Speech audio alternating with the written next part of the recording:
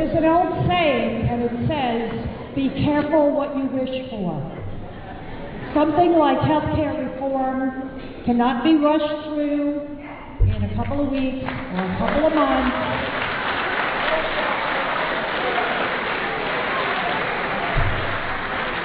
My name is Louise Britman, and I'm an accountant.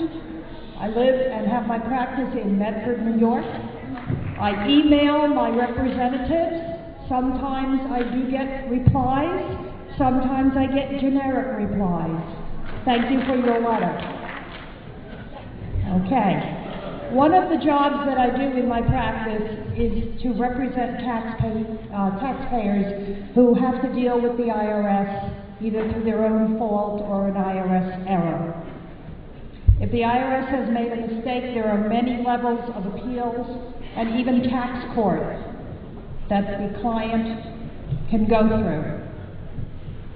This can take years to finally win the case and can cost the taxpayer lots and lots of money and possibly legal fees if they have to go into tax court.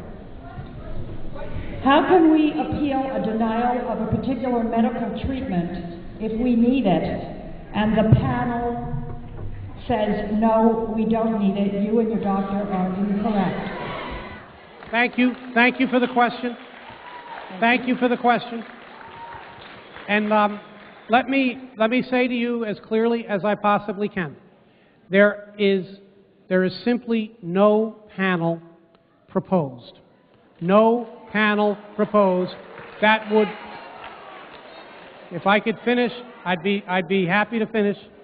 Does this mean, Congressman, that whatever procedure my doctor and I put in as a claim will automatically be stamped yes, approved? Let me, I'd be happy to finish if you would let me.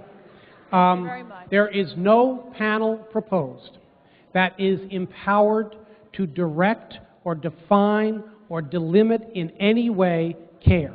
And let me just tell you that, let me just, first off,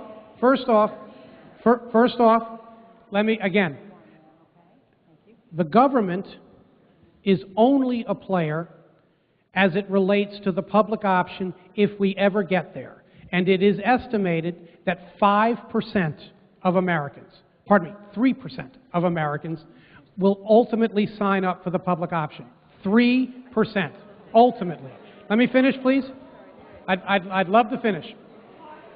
We have right now 45 million Americans who get their health service provided by Medicare. I said we have 45 million Americans who get their health care provided by Medicare. I know you want to talk about something else. I'm talking about Medicare, okay? 45 million Americans who get their coverage from health care. Let me tell you a quick story.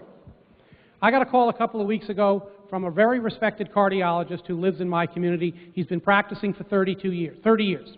He's got a 32-year-old patient who had chest pain. He goes to the emergency room. They give him an EKG. They say they think he's fine. They send him home. He still has the chest pain, so he goes to see a cardiologist. Cardiologist thinks that he needs a specific procedure to diagnose what's going on, see if he's got a blockage. That cardiologist had been fighting with the private insurer that covered this man. Please, that covered this man for 5 weeks. Now, he then calls me. He calls a member of Congress to see if I would be willing to intercede with the president of the insurance company to get that insurance company to cover this procedure. You want to talk about ration care? That's ration care, folks. And let me finish, please. Please, let me finish. Can I finish? I just want to make one more point. I want to make one more point to answer the question. 1 second, just 1 second. Excuse me, ma'am. Right. Excuse me, ma'am. Excuse me, ma'am. If that had been a 70... Yes. Yes. Had the answer. There we go. Thank you. Yes, but I want to finish the point. Okay. If that had been a 72-year-old man who had walked into that physician's office And that physician's office thought that he needed what's called a thallium stress test. Done. He orders the thallium stress test, he gets it, and Medicare pays for it. That's what Medicare does.